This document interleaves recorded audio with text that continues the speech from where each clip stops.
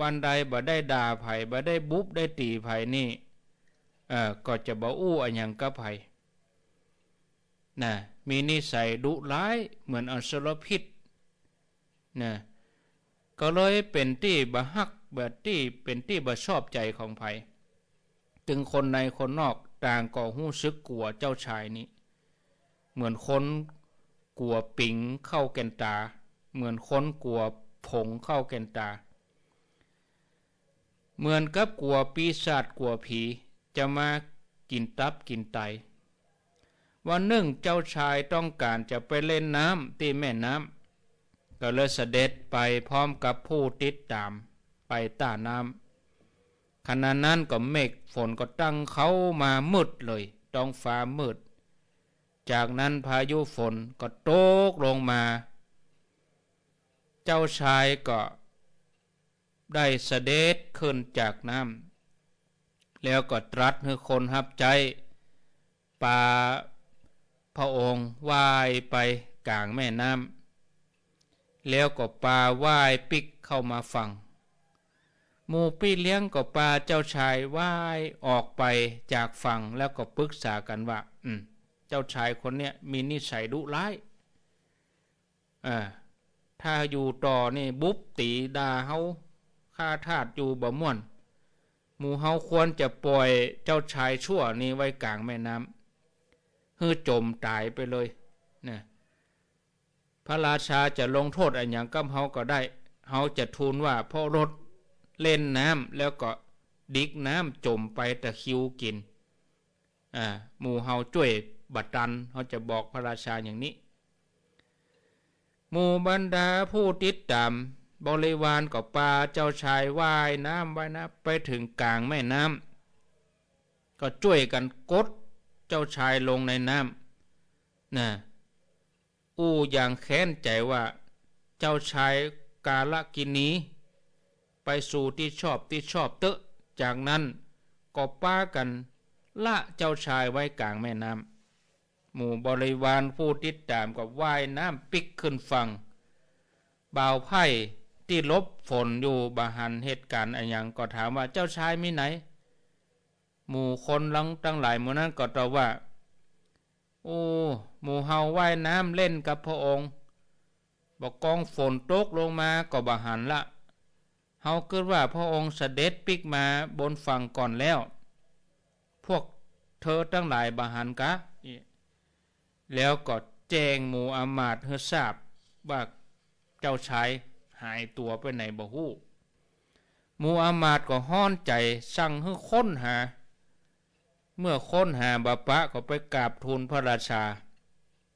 ตอนค่ำแล้วพระราชาก็เห่งเปิดประตูเมืองระดมพลค้นหาเจ้าชายแต่ก็บ่มีวี่แววบ่มีภัยเสาะหาปะบ่มีภัยพบก็คนเชื่อกันว่าเจ้าชายจมน้ำสิ้นพระชนตายไปแน่ฝ่ายเจ้าชายเมื่อโผล่ขึ้นมาเหนือน้ำก็ถูกกระแสน้ำปัดปาไปไกลก็ได้ขอนไม้ขนาดมอกพอดีเกาะพยุงร่างบ่ให้จมแต่ด้วยความที่ยังเป็นละอ่อนอยู่ก็ให้เกาะขอนไม้ไปตัวให้ไปตัวฝนที่ตกหนักนี่ก็เพิ่มปริมาณเพิ่มความแห้งของน้ำให้สูงขึ้นไปไหลแห้งขึ้นมาน้ำก็ไหลเข้านะไหลเข้าไปใส่หูหนูที่อยู่หิมฝั่งน้ำตึงงูแล้วก็หนูก็โดนน้ำปัดมาก็มาปบกับขอนไม้ที่เจ้าชายเกาะอยู่งูกับหนูก็เกาะอยู่ที่ขอนไม้อันเดียวกันเกาะอยู่ที่ปลายขอนไม้เจ้าชายนี่อยู่ตรงกลางงูอยู่ที่หนูอยู่ที่ศรัทธาญาติโยมเปิ้นว่างูตัวนี้อดีตเป็นเศรษฐีวะแล้วก็ห่วงสมบัติถึง40 โกฏหนูตัวนี้ก็เป็นอดีตเศรษฐีมีสมบัติ30 โกฏหลงนี่จะไปเป็นเดรัจฉานตายไปแล้วก็มาเกิดเป็นงูกับหนูเฝ้าทรัพย์ น้ำก็เซาะไปที่ต้นงิ้วก็ก้นลงมาทีนี้ก็ลูกนกแขกเต้าเกิดใหม่เนี่ยบ่มีขนเตื้อบินก็บ่ได้โดนน้ำปัดมาก็มาเกาะที่ขอนไม้ใกล้กับเจ้าชายขอนไม้นี่ก็เลยช่วยชีวิตได้4ชีวิตเนี่ยทีนี้โพธิสัตว์เปิ้นเป็นฤาษีเปิ้นก็พักอยู่ที่บรรณศาลาบริเวณคุ้งน้ำเวลาเที่ยงคืนฤาษีลูกมาเดินจงกรมได้ยินเสียงไห้ห้องขอความช่วยเหลือของเจ้าชายก็คือว่าคงจะมีละอ่อนตกน้ำการที่เฮาได้ปฏิบัติกรุณาเฮาจะต้องช่วยเหลือเขาให้รอดเฮามีเมตตาแล้วฤาษีก็ออกไปพอที่แม่น้ำได้ยินเสียงละอ่อนให้มาแต่ไกลก็เลยตัดสินใจว่ายสู้ทวนกระแสน้ำใจแหงเต็มที่เหมือนจ้างเอาขอนไม้ขึ้นฝั่งมาสำเร็จฤาษีก็อุ้มเจ้าชายขึ้นมาจากน้ำหันใส่งูกับหนูแล้วก็นกแขกเต้าเกาะอยู่ก็ช่วยสัตว์ทั้งหมดไปที่อาสมที่พัก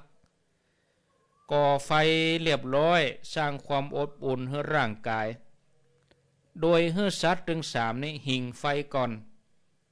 ให้เจ้าชายนี่หิ่งไฟเป็นคนสุดท้าย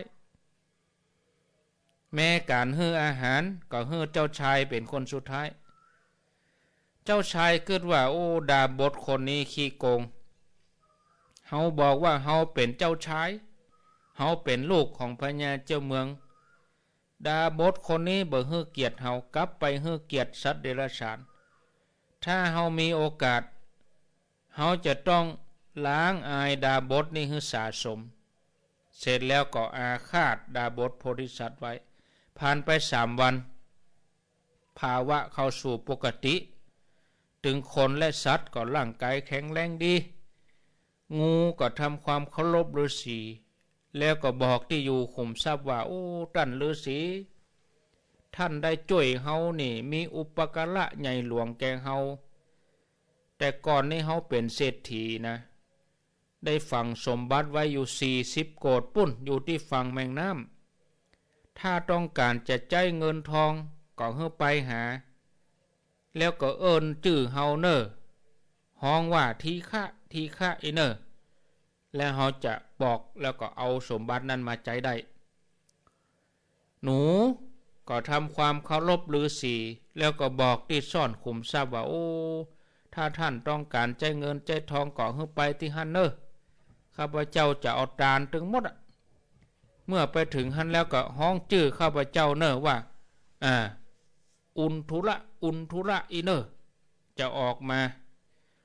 ส่วนนกแขกเต้าก็ทำความเคารพฤาษีโอ้ท่านฤาษีข้าพเจ้านี่เป็นหนี้บุญคุณบ่มีทรัพย์สมบัติอันหยังให้ท่านแต่ว่าถ้าต้องการเข้าสลีบอกมาเถอะ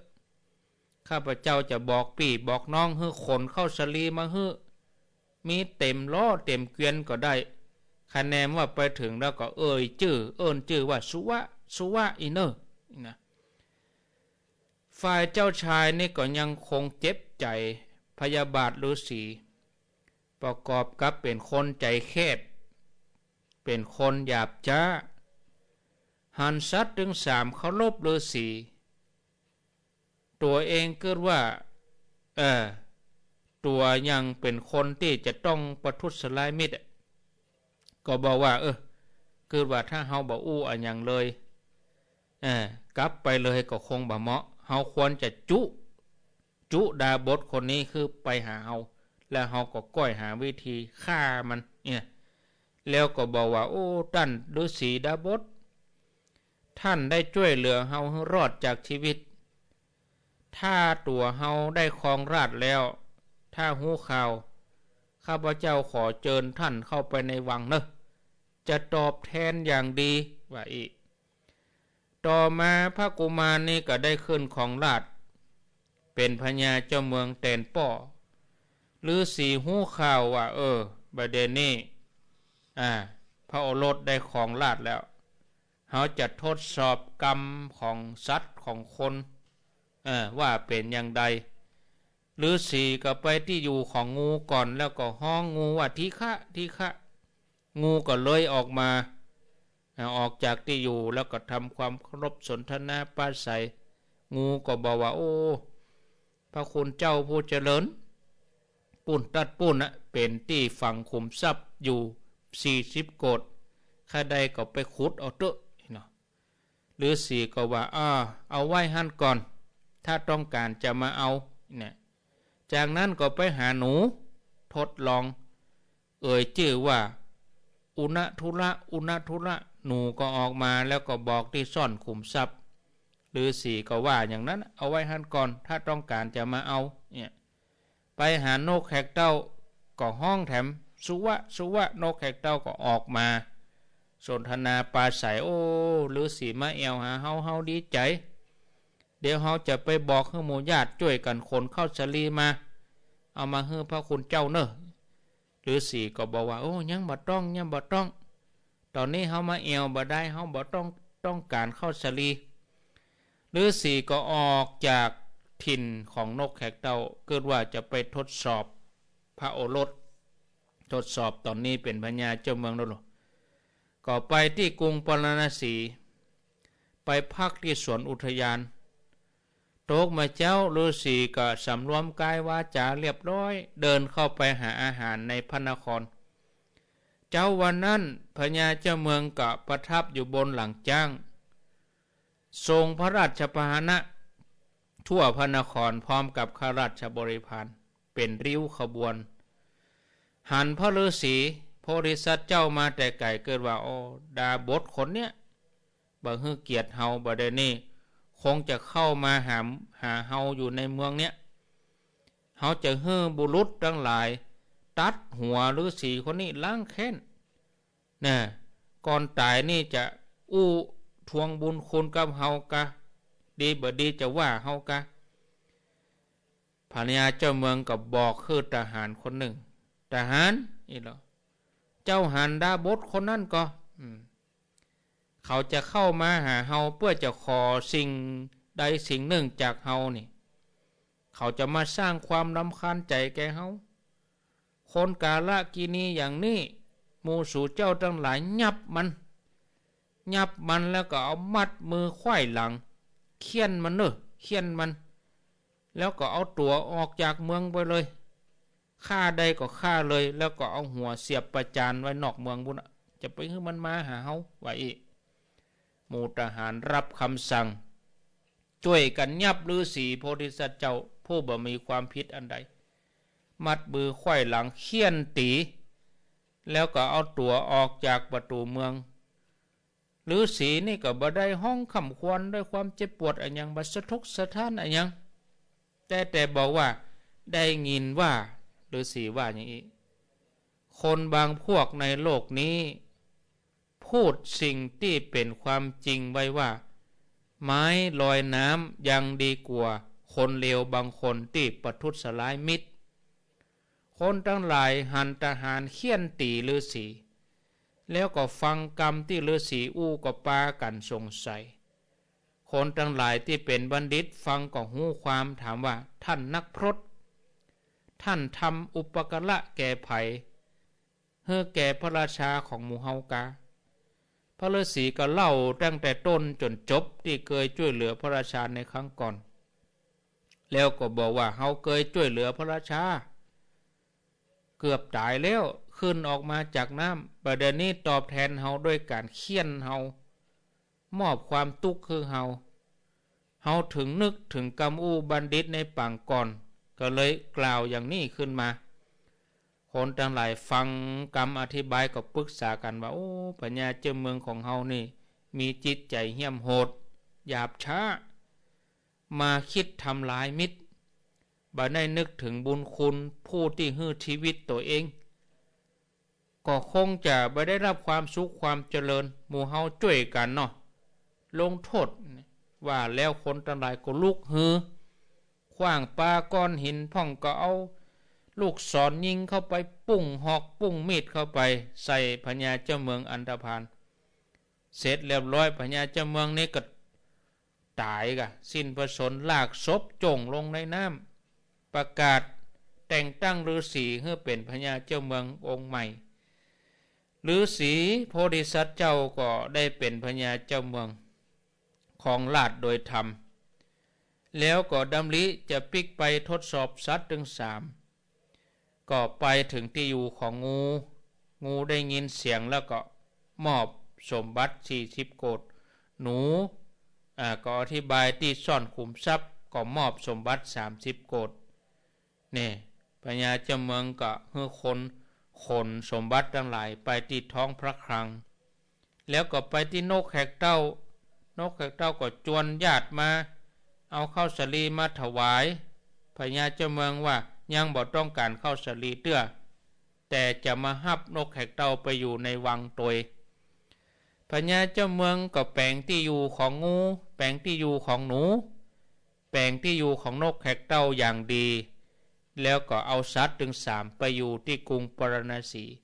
พร้อมทรัพย์ถึง70โกฏนั้นเอารักษาไว้ในท้องพระคลังบำเพ็ญทานต่อไปแล้วพญาเจ้าเมืองโพธิสัตว์เจ้าก็สั่งให้ช่างได้ทำถ้ำก็ดีแปลงกรงทองก็ดีแปลงที่อยู่ที่อย่างดีแล้วก็พระราชทานข้าวตอกคลุกน้ำผึ้งใส่จานให้กับงูนกแขกเต้าหนูพระราชทานข้าวสาลีอย่างดีให้หนูได้กินตึงวันให้นกแขกเต้าได้กินตึงวันตัวพญาเจ้าเมืองเองก็บำเพ็ญบุญกุศลตลอดหมดเสียงอายุไขพญาเจ้าเมืองแล้วก็สัตว์ถึง3ล้วนสมานสามัคคีอย่างมีความสุขเมื่อสิ้นชีพไปแล้วก็ไปตามบุญสมปานที่ปั่มเป่งมาอันนี้ปรากฏในชาดกเนอะนะชื่อชาดกว่าสัจจังกิระชาดกนะก็ได้คติสำคัญว่าขอนไม้ลอยน้ำยังช่วยคนอกตัญญูได้ส่วนคนอกตัญญูแย่กว่าขอนไม้เพราะตอบแทนกุลก็บ่ได้ซ้ำหายก็มาทำร้ายผู้ที่เคยทำกุลให้กับตัวเองนั่นศรัทธาญาติโยมเนาะจะเล่าแถมเรื่องก็ยาวเนอะเรื่องต่อไปนี่ยาวก็ใจเวลาพอสมควรก็เอาไว้ก่อนเนาะญาติโยมด้านทั้งหลายพอเวลาแล้วตอนนี้6:27 นาที27-28 นาทีก็ขอได้พักฉันน้ำสักกำก่อนฟังไรนี้ไปไหนเต้อเนอะกำเดียวอาตมาฉันน้ำแล้วก็จะมาแจ้งข่าวสารงานบุญงานม่อนพระศรี2 เมือง2 งานแล้วก็งานที่เปิ้นขอประกาศมาแถมงาน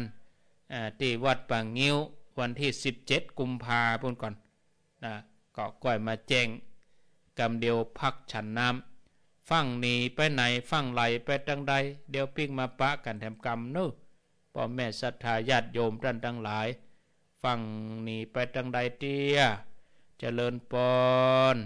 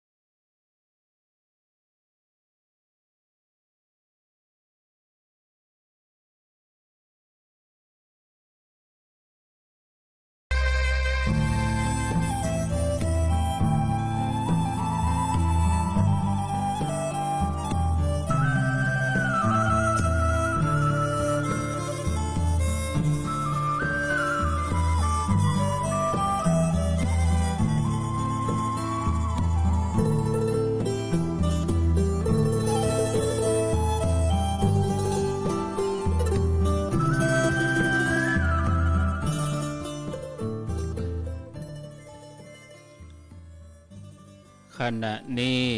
เวลา6:37 นาที6:37 นาทีท่านผู้ฟังกำลังรับฟังรายการเสียงธรรมแสงอรุณรายการเสียงธรรมแสงอรุณดำเนินรายการโดยอาตมภาพพระครูอภิวัฒนวิกรมวัดปากด่างเจริญตำบลดอยหล่ออำเภอดอยหล่อจังหวัดเชียงใหม่ซึ่งตามปกติแล้วเวลานี้จะเป็นเวลาธรรมะจากยอดดอยดำเนินรายการโดยท่านพระอาจารย์วรรณชัยชยานันโทวัดพุทธศรีคีรีตำบลบ้านแปะอำเภอจอมตองจังหวัดเชียงใหม่วันนี้ขอเวลาท่านอาจารย์วรรณชัย1 วันแล้วก็ท่านพระครูวรธรรมนาถแถม1 วันอาทิตย์หน้าท่านทั้งสองก็จะได้มาดำเนินรายการเหมือนเดิมซึ่งอาทิตย์นี้ก็มีกิจกรรมมีงานที่จะต้องประชาสัมพันธ์เรื่องเก้าอี้นั้นที่เราจะได้ร่วมบุญที่จะได้ทานกันที่ม่อนพระศรีสองเมืองก็ปิดรับบริจาคแล้วถึงวันที่17ก็คือวันสุดท้ายวันพุธแต่ก็ปิดรับบริจาคละเพราะว่าได้อยู่450 ตัว450 ตัวที่เกินกว่านั้นก็จะเอาไปซื้อเป็นโต๊ะเนาะเป็นโต๊ะพับสแตนเลสอย่างดีก็จะเอาไปใจไว้ที่ม่อนพระศรีสองเมืองได้สัก10 ตัวก็ยังแขวนเนาะศรัทธาญาติโยมทั้งหลายจะเอาไปซื้อโต๊ะไว้ใจที่ม่อนพระศรีสองเมืองแถมส่วนหนึ่งก็เอาเป็นกองทุนพัฒนาดังด้านสิ่งแวดล้อมเอาไปซื้อต้นไม้ซื้อดอกซื้อหยังดอกเอื้องกากล้วยไม้กาประดับประดาสถานที่นั้นให้สวยงามศรัทธาญาติโยมท่านทั้งหลายก็อนุโมทนาบุญด้วยกันวันที่20 มกราคมนี้ก็บ่ดีลืมกันเนอะศรัทธาญาติโยมก็จะได้ประชาสัมพันธ์ตั้งแต่วันนี้ไปวันผู้เข้ารายการภาคกลางวันก็จะได้ประชาสัมพันธ์วันที่20ก็เชิญชวนญาติโยมทั้งหลายไปร่วมสืบชะตาที่วัดม่อนฤาษีปากตังสามัคคีหรือตั้งแต่วันนี้ไปญาติโยมจะไปใส่บาตรก็ได้ใส่บาตรทำบุญวันนี้วันพุธวันฮื้อกะแต่วันพุธนี้ตึงนักแน่นอนเพราะว่าเป็นวันเดือน4 เพ็งใส่บาตรเมื่อเจ้าญาติโยมจะไปถวายเพลก็ได้วันที่18 19นี่นะก็ขอเชิญชวนญาติโยมท่านทั้งหลายไปร่วมบุญกันเชิญชวนไปใส่บาตรเมื่อเจ้าพระคุณเจ้าเปิ่นเข้ากำปริวาสที่วัดม่อนฤาษีออกวันที่21 มกราก็วันที่17นี่วันผู้คนก็ตึงหลาย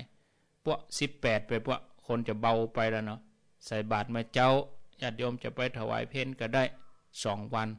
ส่วนวันที่20นั้นเพิ่นก็จะมีการสืบชะตาก็เชิญชวนศรัทธาญาติโยมทั้งหลายโดยที่วัดม่อนฤาษีปากตังสามัคคีวันพุธหน้าก็ญาติโยมก็จะได้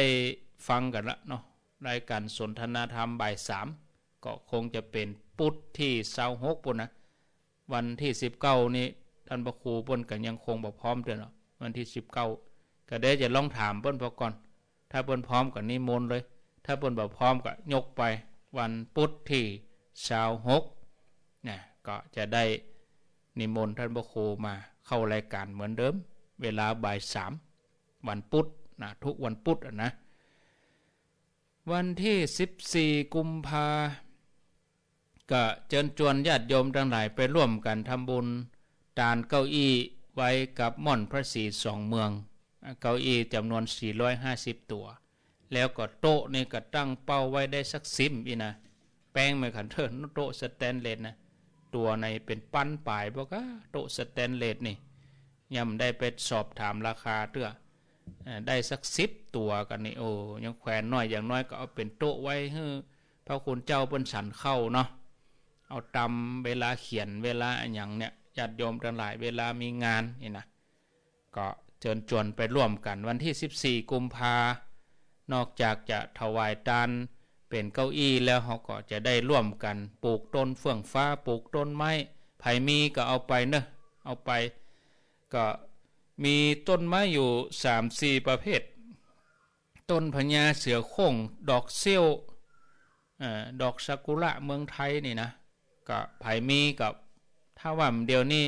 เบ้าได้ก็เบ้าแล้วก็เอาใส่ในกระถางใส่ในถุงใหญ่ๆเลี้ยงไว้เบ้าไว้เนอะต้นหมอกปวให้พอดีถ้ามีก็เกี่ยมไว้เอาไปคนเดียวซ้ำดีเฟื่องฟ้าก็เหมือนกันซื้อไปคนเดียวก็ซ้ำดีหลากสีเอาก็จะได้ทยอยปลูกกันเนาะญาติโยมทั้งหลายก็เชิญชวนเนอะวันที่14กุมภาไปร่วมกันแสดงความฮักในพระพุทธศาสนาเนื่องจากว่าวันที่16นั่นเป็นวันมาฆบูชา16กุมภาบุญนะเป็นมาฆบูชาแต่เขาจะทำบุญกันในวันที่14ซึ่งเป็นวันจันทร์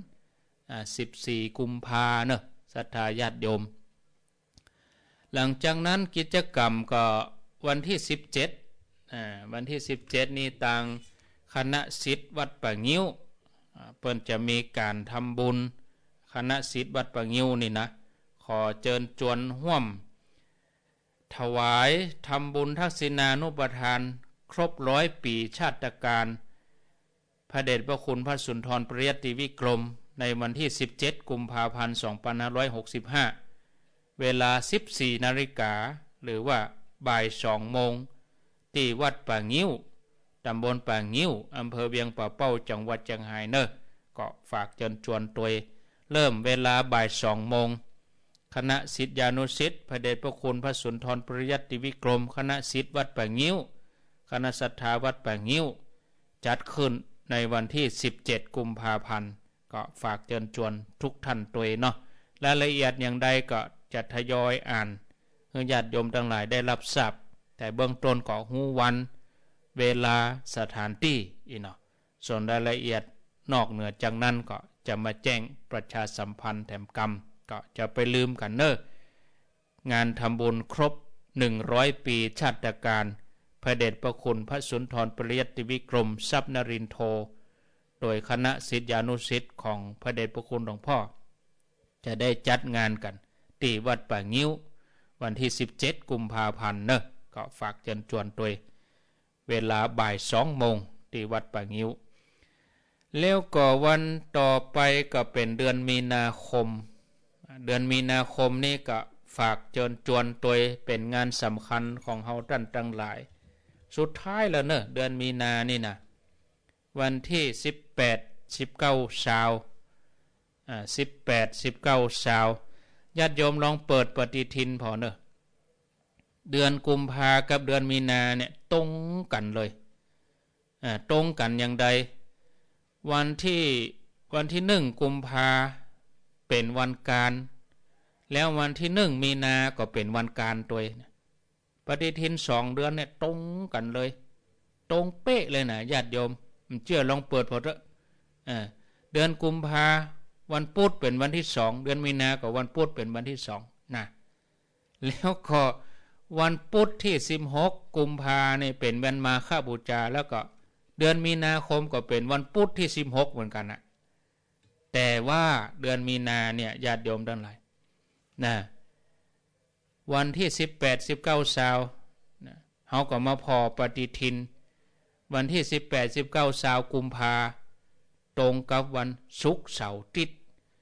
แล้วก็วันที่18 19 20มีนาก็ตรงกับวันศุกร์เสาร์อาทิตย์แถมกรรมนะปฏิทิน2 วันนี้วันที่ตรงกันเลยแต่คนละเดือนนะแต่วันที่ตรงกันเป๊ะเลยแต่ว่าเดือนกุมภานี่ปีนี้มีอยู่28 วันเดือนมีนาเพิ่นมี31 วันเฮามาพอเดือนกุมภาวันสุดท้าย28กุมภานี่เป็นวันจันทร์แล้วก็28มีนาก็เป็นวันจันทร์แถมตัวนั่นๆญาติโยมถ้ามีปฏิทินลองมาเทียบพอเนอะตรงกันเลยอะตรงเป๊ะเลยอะนะบ่ผิดเพี้ยนเลยนะแต่คนละเดือนบ่ได้เนาะเดือนมีนานี่เปิ้นมีหยังอีหนอญาติโยมทั้งหลายเดือนมีนานี่เป็นวันสำคัญที่เฮาทั้งหลายจะได้กินทานกันเนาะว วันที่18 19ชาวมีนาวันที่18นี่จะมีพิธีพุทธาภิเษกเบิกเนตรไข่ตาพระเจ้าที่ม่อนพระศรีสองเมืองนะพุทธาภิเษกเหรียญพระศรีสองเมืองโดยเหรียญแม่นางแก้วโดยแล้วก็เบิกเนตรองค์พระศรีสองเมืองพระศรีสองเมืองนี่เขาจะปิดทองเนาะปิดคำเพื่อเปิ้นเนอะหลังวันที่14 กุมภานี่จะหาช่างมาปิดทองเฮือองค์พระศรีสองเมืองละนะหลังที่เขาตานเก้าอี้แล้วจะเริ่มปิดทององค์พระศรีสองเมืองก็เชิญชวนศรัทธาญาติโยมท่านทั้งหลายไปร่วมบุญกันเนอะวันที่18ก็พุทธาภิเษกลวดเบิกเนตรไขตาพระตลอดทั้งคืนนะแล้วก็วันที่19นะก็จะเป็นการยกฉัตรเจดีย์พระศรีสองเมืองแล้วก็ลวดตาลเสนาสนะทั้งหลายทั้งหมดทั้งมวลเนาะบอกว่าศาลาบอกว่าอันยังหมดอีนะตึงเจดีย์ตึงศาลาตาลหมดอีนะในวันที่19 มีนาคม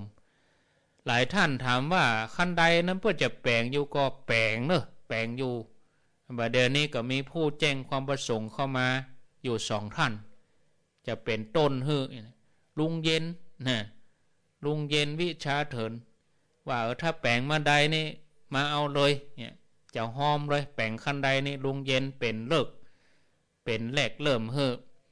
อาตมาก็ย่ำได้โทรหาพ่อเย็นแต่ว่าได้ยินท่านพระครูแดงท่านพระครูชลทานเปิ้นบอกผมจะหอมมื่น ถ้าแปลงแล้วนะคือเริ่มต้นแปลงมันจะว่าแปลงแล้วเริ่มต้นถ้าจะแปลงมาใดมาเอาเลยหอมคันใดนี่เนี่ยจะแม่นลุงเย็นว่าถ้าบ่แม่นกับลุงเย็นก็จำเป็น พอเย็นวิชาเถินพอเย็นไม่ฟังอยู่กับหูเนาะแล้วก็มีแถมท่านหนึ่งครอบครัวของคุณโยมดารุณีนี่ดารุณีที่เปิ้นฮับสถานีที่เปิ้นฮับเวลาธรรมะเอานี่นะพร้อมกับครอบครัวของเปิ้นคุณโยมดารุณีนะ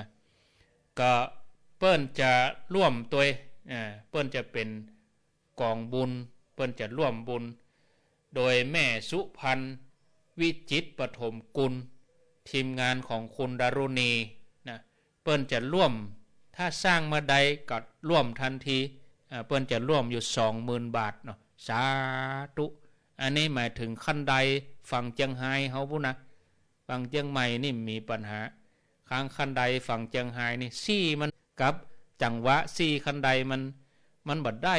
เพิกตั้งฝั่งตั้งเหนือฮะนะก็จะแปลงแถมใหม่ไล่ซี่แถมใหม่ให้กว้างแถมน้อยเนาะก็จะแปลงอยู่จะแปลงแน่เนาะต้องแปลงไม่ใช่จะแปลงต้องแปลงแน่ก่อนงานต้องแปลงแน่นอนเนาะแต่นี่เฮาแฮงนี่เฮาช่วยกันเนอะส่วนอุปกรณ์ส่วนปูนส่วนหินทรายนี่ก็ห้อมกันส่วนแฮงนี่เฮาต้องช่วยกันละคนซี่2ซี่ไปขุดไปหยังช่วยกันเนอะอันนี้ก็ไว้ล่วงหน้าภายมีจิตอาสาถ้าเปิ้นเริ่มไม่ใดก็จะช่วยกันนะก็คือต้องหลังที่14นี่เฮาต้องแปลงกันละใช้เวลาเดือนหนึ่งเนาะแปลงทุกอย่างให้เข้าตีเข้าตางให้งามสวยสดงดงามนะก็ฝากเชิญชวนตัวญาติโยมท่านทั้งหลาย19นั้นเพิ่นก็จะยกชัดตอนบ่ายมาง่ายเฮาก็ไปผูกผ้าแพรกาปิดทองกาไผจะไปฮับเหรียญก็ไปฮับส่วนเหรียญนี่ที่จองตังป้อหลวงเขาตังเวียงป่าเป้าก็ฮับได้ที่ป้อหลวงเขาเนอะเพราะว่าต้องหลังวันที่18กัน19เพิ่นก็จะแจกจ่ายกันไปตามตำบลตามหมู่บ้านที่สั่งจองไว้ญาติโยมที่ยังบ่ได้จองก็เข้าใจเหียเปิ้นจะสรุปกันในวันที่14 กุมภานี้แล้วเสร็จแล้วก็กำนันกึดจะได้จะไปปูจาที่หน้างานก็ได้เฮาไม่ได้จองเฮาจะไปปูจาเอาที่หน้างานก็ได้บ่เป็นหยังถึงวันที่19แล้วก็20วันที่20นี่บ่จะกินตานกันเนาะแห่ผ้าห่มพระธาตุฝั่งเจียงใหม่ฝั่งเจียงไฮ้แล้วก็แห่ผ้าห่มพระธาตุก็เอามาชุบกันเอามาประจบกันที่ระหว่างกลางโดยนางแก้วที่ม่อนพระศรีสองเมืองหันแล้วแห่ผ้าห่มพระธาตุเนาะศรัทธาญาติโยมท่านทั้งหลายเนอะก็ขออนุโมทนาเชิญชวนตัวเอาละเอาแต่อีกก่อน พอเวลาแล้วก็ข้างแถม10 นาทีสุดท้ายญาติโยมจะโทรเข้ามาแจ้งผลการรับฟังก็ขอเจริญปอนส่วนท่านสมชาตินี่จะเฮ้อเปิ้นเข้ารายการทุกวันศุกร์เนาะเมื่อเจ้าตี5เกิงถึง6โมงก็ติดในวันนะส่วนแมลงก็เหมือนเดียวกันแมลงก็ทุกวันศุกร์แล้วนะเวลาเดียวกันแมลงนี่3โมงเกิงถึง4โมงแรงรายการสารธรรมยามแรงแล้วก็เมื่อเจ้าก็ติดในเหี่ยววันแล้วก็เอาห่างหน่อยทีลำก็อันสะเตือมแม่เจ้าอยู่นี่แม่แรงก็ยังอยู่หั่นอยู่อีน่ะก็สักติดนี่เฮาจะได้ฮู้ว่าเปิ้นไปไก่ใกล้อย่างใดเจริญปอนไว้สาเจ้าอันล้านสว่างสันตุเลยเตือนแจ้งที่พ่อดุลโทรบอกแม่เนี่ยเปิดก็เอา2ตัวแล้วเอาว่าไปเลยประกาศไปเลยเงินมีที่พ่อดุลวันเนอร์ร้านสว่างสันตุเลยรับทำบุญก็อีก2ตัวแล้วก็อันพ่อสมบูรณ์แม่พินทองจงพิสัยเจ้าพระครูอ่านพ่อสมได้พ่อสมบูรณ์หลายหูหลายตาเนาะโมทนาเอาอ่านไปเลยแสงสว่างสันปูเลย2ตัวเจริญปอนอาจารย์เจ้าจากที่ไหนจากบ้านโป่งหนองเวียงบ่เป้าเจ้าโป่งหนองฝนตกก่อแต่ขึ้นฝนเจ้าตกกระตัวมาแรงแล้วเจ้าเดี๋ยวนี้ก็ลืมอ้อยมาให้ดีกะจุ่มเย็นดีตกก็เจ้าตกมาหน่อยแต่บ่ได้หันก็ล่องลอยหันล่องลอยแต่บ่หันสายฝนตกแล้วมันจะหนาวเนาะโมทนาสายต่อไป0998366322ซะเจ้าก็ลืมไปนะอย่าไปลืมไปเหตุก็มี0998366322ถ้าลืมไปตกหล่นไปจะได้ก็ขออภัยมีเข้ามาจะหมดเวลาแล้วแถม7 นาทีจังไปย้นกันสุดท้ายพุ่นนะเพราะจะหมดเวลาละไปย้นกันเจริญปอนไม่อุ้ยไม่กระเจินจะชอบก็ไปจนได้ในวันที่19นี่ไม่นานนะข้าได้เรียนไม่ขนาดต้องปูเรียนก็ไปปูจานหน้างานพุ่นเนาะจะจนเขาไปจนได้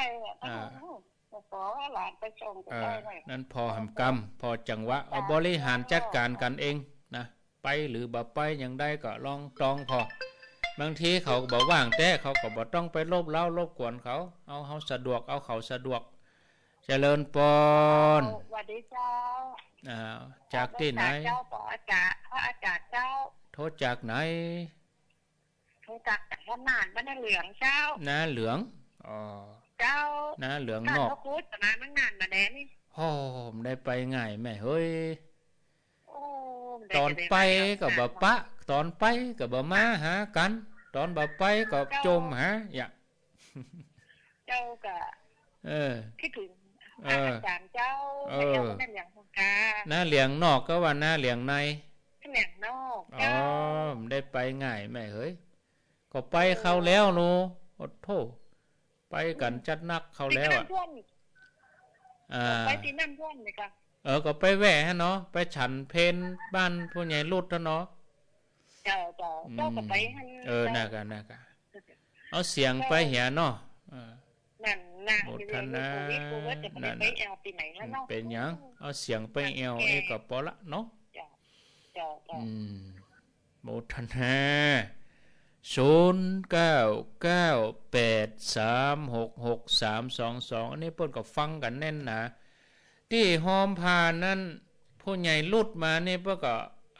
เพิ่นได้ร่วมบุญมาหมดแล้วเนอะอาตมาอ่านไปพ่องแล้วก็ติดตกหล่นไปก็มีที่เพิ่นหอมพานั้นผู้ใหญ่ลุดนะที่นาเหลืองนะหลายท่านหรอกแล้วก็เพิ่นก็โอนมาโดยเพิ่นโอนมาเรียบร้อยก็อนุโมทนากับพี่น้องนาเหลืองเจริญปอนสวัสดีครับโทษจากที่ไหน จากอำเภอสันติสุขจังหวัดน่านสันติสุขทุกวันครับครับสันติสุขจังหวัดน่านครับฟังจากสีคำวิดีโอครับสีคำเมน่ะโอ้ดีแต่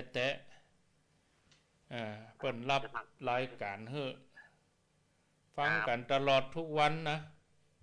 ครับอนุโมทนาบุญตวยหลายคนโอ้เปิ้นให้เปิ้นหอมมาน่ะ